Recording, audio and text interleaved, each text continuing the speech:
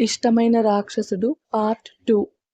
Yuvan sir voice వచ్చిన వైపు చూసిన అతనికి కానిస్టేబుల్ తన ఎదురుగా వచ్చి నిల్చొని ఒక కవర్ అందిస్తాడు. ఏంటిది?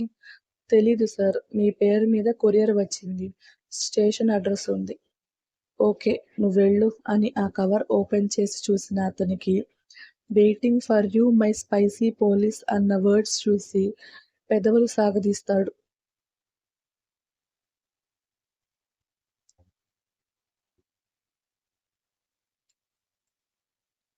వాచ్లో టైం చూసి ఎమర్జెన్సీ అయితే కాల్ చేయమని స్టేషన్లో చెప్పి ఇంటికి స్టార్ట్ అవుతాడు యువ.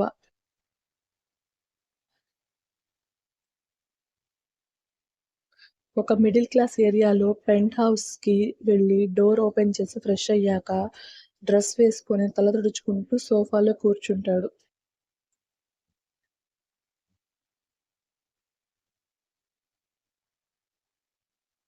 అతని ముందుకి రెండు అందమైన పాదాలు కనిపించి టవల్ మీద చేయి తీస్తాడు. ఆ టవల్తోనే పాదాల ఓనర్ అతని తల తొడవడం స్టార్ట్ చేస్తుంది.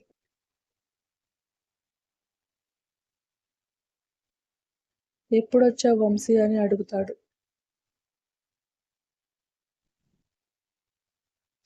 ఇందాకే వచ్చాను.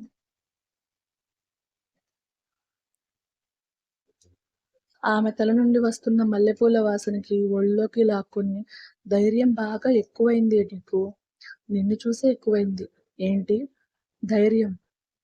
మాటకి మాట బాగా చెప్తున్నావు అని కసిగా ఇద్దరి పెదవులు కలిపేస్తాడు. ఆఫ్టర్ సమ్ టైమ్ అతడి గుండెల మీద ఉన్న హెయిర్ తో ఆడుకుంటూ యువ అని మెల్లిగా పిలుస్తుంది వంశిత. "ఉమ్, మన విషయం ఇంట్లో చెప్పే టైం వచ్చింది." కళ్ళు కిందకి దించి చూస్తాడు యువ. ఇంట్లో మ్యాచెస్ చూస్తున్నారు యువ. ఇప్పుడే పెళ్లి నా వల్ల కాదే. అదే విషయం ఇంట్లో చెప్పొచ్చు కదా. ఒక్కసారి నేను వాళ్ళ ముందుకు వస్తే నీకు ప్రెషర్ ఎక్కువ అవుతుంది వంశీ. మరి ఏం చేద్దాం?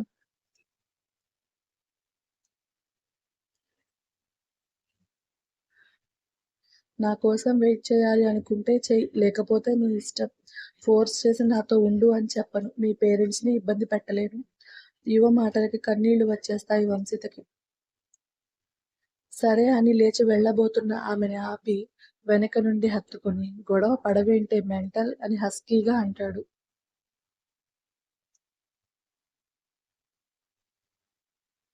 నీతో గొడవ పడడం నాకు రాదు యువ, నిన్ను ప్రేమించడం మాత్రమే తెలుసు. అందుకే కదా స్ట్రిక్ట్ గా ఉండేవాడిని బెండ్ చేసేసావ్.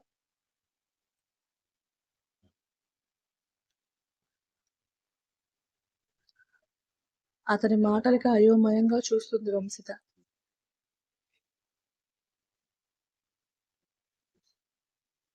ఆమె బుగ్గ మీద ముద్దు పెట్టి రేపే మీ పేరెంట్స్ తో మాట్లాడతాను అని చెప్తాడు. నిజంగానా అని యువని హత్తుకుంటుంది వంశీ. నీతో అబద్ధం చెప్పను అని వంశీ చుట్టూ చేతులు బిగిస్తాడు. ఇష్టంగా అతనిలో ఒదిగిపోతుంది వంశిత.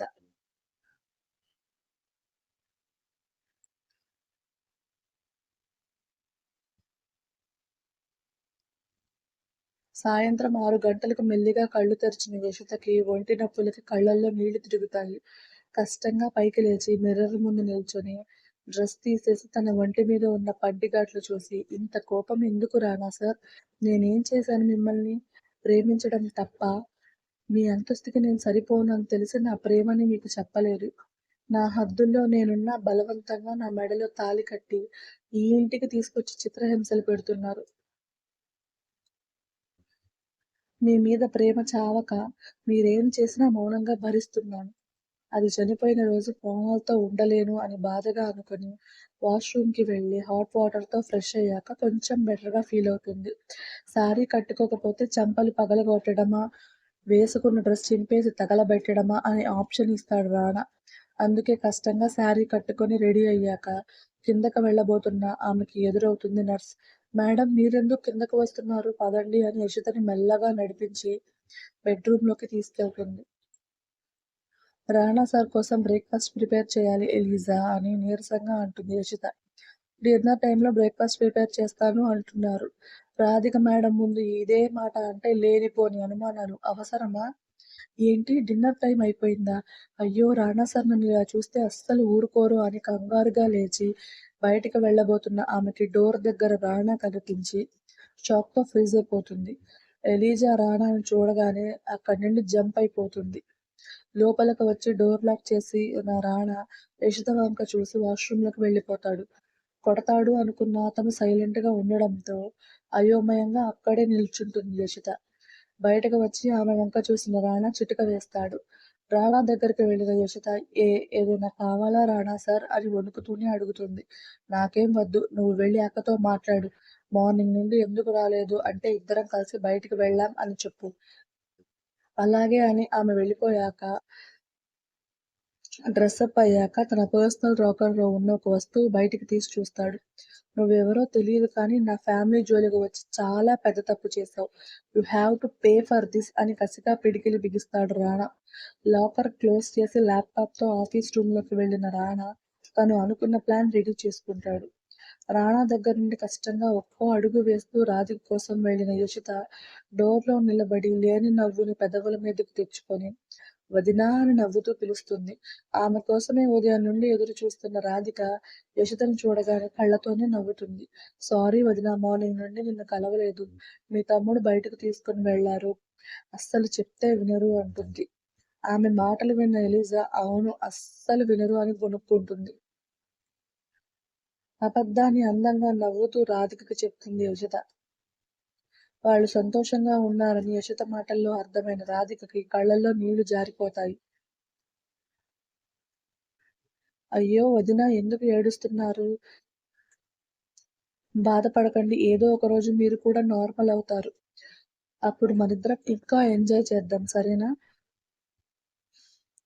ఎలిజా చెప్పండి మేడం. వదినకి మెడిసిన్ ఇచ్చావా? హా! ఇచ్చాను. డిన్నర్ కూడా పెట్టేశాను అంటుంది. గుడ్. జాగ్రత్త. నీకేదైనా పనుంటే ఎవరినైనా పిలిచి వదినకి తోడుగా పెట్టేసి వెళ్ళు. అలాగే మేడం. గుడ్ నైట్ వదినా అని రాధిక బుగ్గ మీద ముద్దు పెట్టి బయటకు వెళ్తుంది యషిత. రాధిక నిద్రలోకి జారుకోగానే ఎలీజా సోఫాలో వాలిపోతుంది. గదిలోకి వెళ్ళిన యషితకి రాణా బాల్కనీలో నిల్చొని కనిపిస్తాడు. మెల్లిగా బెడ్ సర్ది అతని దగ్గరికి వెళ్తుంది. రాణా సార్ ఏంటి? డిన్నర్ ఏం కుక్ చేయమంటారు? No need. పోనీ పాలు? ఓకే. కిచెన్‌లోకి వెళ్లి పాలల్లో డ్రై ఫ్రూట్స్ పౌడర్ కలిపి రాణా ముందు గ్లాస్ పెడుతుంది. వెళ్ళిపోతున్న ఆమెను చిటిక వేసి ఆపేస్తాడు రాణా. ఏమైనా కావాలా సార్? కావాలి. ఏంటి? నువ్వు. భయంగా రాణా వంక చూస్తుంది. పాలు తాగే సార్ తాగు. గంభీరంగా వచ్చిన అతని వాయిస్‌కి పాలు గటగటా తాగేస్తుంది యషిత. వెళ్ళి పడుకో.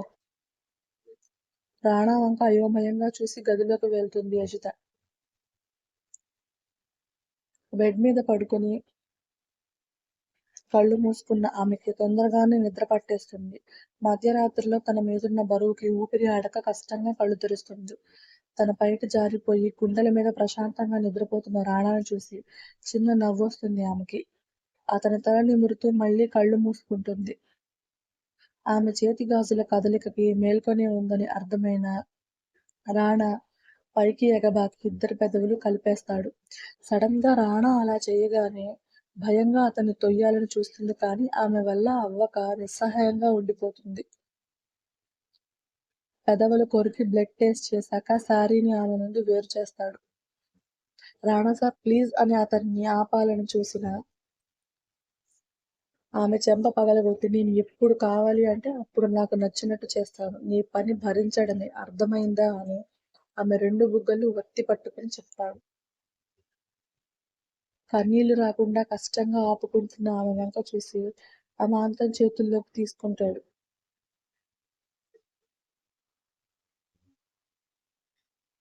గుండెలకి 2 చేతులు అడ్డు పెట్టుకున్న ఆమె వంక సైడ్ స్మైల్‌తో చూస్తూ బాల్కనీలోని స్వింగ్ బెడ్ మీద చేరతాడు. రానా సార్ ఎవరైనా చూస్తారేమో ప్లీజ్ లోపలికి వెళ్దాం అంటుంది భయంగా.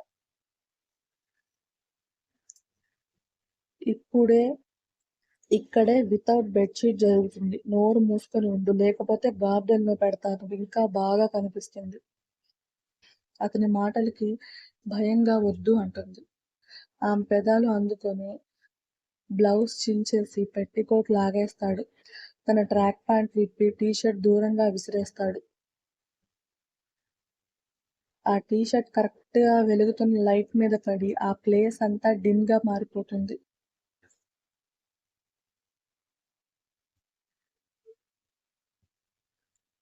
అతని యుద్ధం మొదలవ్వగానే యషిత కన్నీళ్లు కూడా బయటికి రాకుండా ఆపుకుంటుంది.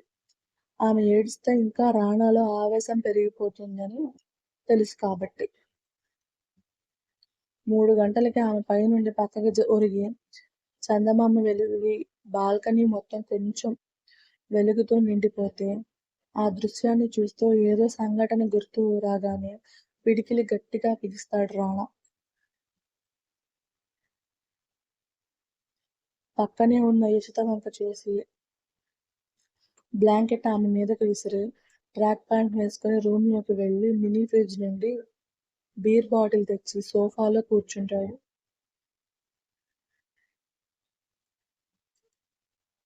బెడ్‌షీట్ చుట్టుకొని లేచి కూర్చున్న యషిత అతని వంక బాధగా చూస్తుంది. సిగరెట్ వెలిగించి బీర్ సిప్ చేస్తూ తన మదిలో మెదులుతున్న ఆలోచనల నుండి కొంచెం కొంచెం అవుతాడు రానా. చలి జ్వరం వచ్చిన కోడిపిల్లలా వణుకుతున్న ఆమెను చూసి ఏం నటిస్తున్నావే అని వంకరగా అంటాడు. అర్థం కానట్టు చూస్తుంది యషిత. చూపు మార్చు లేదంటే పట్టపగలయ్యే వరకు ఉయ్యాల ఊగుతూనే ఉంటుంది. అతని మాటలకి భయంగా చూస్తుంది. నీ లవ్ యాక్సెప్ట్ చేయకపోతే ఎంత నీచానికైనా దిగజారిపోతావా అని అసహ్యంగా చూస్తాడు. నే నేనేం చేశాను సార్? నీకు తెలుసు కదా ఏం చేశావో? నిజంగానే నాకేం తెలీదు సార్. తప్పు చేశాను అని ఎవరు ఒప్పుకోరులేవే. నీలాంటి దాన్ని నెత్తి మీద పెట్టుకున్న మా అక్కని తిట్టాలి. కాలేజ్‌లో జూనియర్‌వని నీకు కాస్త చనువిచ్చింది. నాకు ప్రపోజ్ చేయగానే యెస్ చెప్పు అని గోల చేసింది కానీ, నువ్వు తన నమ్మకాన్ని కాలితో తన్నావు కదే! అని ఆవేశంగా పైకి లేస్తాడు రానా. రానా మాటలకి బిక్క చచ్చిపోతుంది యషిత. భయపడకు. నిన్ను అంత ఈజీగా చంపను. నువ్వు ఇంకా ఇంకా ఇలాంటి రాత్రులు గడపాలి. అప్పుడే కదా నీకు అసలైన పనిష్మెంట్ అని అదో మాదిరిగా అంటాడు. స్టోరీ నచ్చితే లైక్ చేసి, షేర్ చేసి, కామెంట్ చేయండి. ప్లీజ్ అబ్బా సబ్స్క్రైబ్ చేసుకోండి. అండ్ ఇంకొక విషయం ఏంటంటే నా సర్వం మీరే చెల్లి డైలీ మాక్సిమం ఇస్తాను. అండ్ మెయిన్ 'వదిలి వెళ్ళకే నా రాక్షసి' ఆల్మోస్ట్ అన్ని జంటలు కంప్లీట్ అయిపోయాయి. సో, అది ఆల్మోస్ట్ ఒక 3 ఎపిసోడ్స్‌తో ఎండ్ అయిపోతుంది. అందుకని ప్యారలల్‌గా నేను 'నా సర్వం నీవే చెల్లి', 'ఇష్టమైన రాక్షసుడు' కంటిన్యూ చేస్తాను. సో, మీకు కన్‌ఫ్యూజ్ అవ్వకండి. మీరు ఒకే ఛానెల్‌లో ఇస్తుంటే కన్‌ఫ్యూజ్ అవుతున్నారనే నేను సెపరేట్‌గా ఛానెల్ స్టార్ట్ చేయాల్సొచ్చింది. సో, 'వదిలి వెళ్ళకే నా రాక్షసి' అయిపోతుంది. 'నా సర్వం నీవే చెల్లి' ఫస్ట్ ఛానెల్‌లో కంటిన్యూ అవుతుంది. 'ఇష్టమైన రాక్షసుడు' ఈ ఛానెల్‌లో కంటిన్యూ అవుతుంది. సో, మీరు ఎక్కడ కన్‌ఫ్యూజ్ అవ్వకుండా 2 ఛానెల్స్ సబ్స్క్రైబ్ చేసుకుంటే మీరు 2 స్టోరీస్ డైలీ చదవచ్చు. ఓకే. Thank you. ఈ స్ట్ ఈ ఛానెల్‌ని కూడా సబ్స్క్రైబ్ చేసుకొని నాకు కొంచెం మంచి బూస్టప్ ఇవ్వండి. అలాగే మీ కామెంట్స్ మాత్రం నాకు చాలా ఇంపార్టెంట్. మెయిన్ అసలు నేను స్టోరీ ఇవ్వడానికి 99% కారణం మీ కామెంట్సే. ఎంత హ్యాపీగా ఫీల్ అవుతానంటే నా స్టోరీకి మీరిచ్చే కామెంట్స్ అంత బూస్ట్ ఇస్తాయి నాకు. ఎంత బిజీగా ఉన్నా స్టోరీ ఇవ్వాలనే అనిపిస్తుంది. అందుకే ప్లీజ్, ప్లీజ్, ప్లీజ్ కామెంట్స్ చేయండి. సబ్స్క్రైబ్ చేసుకోండి. Thank you.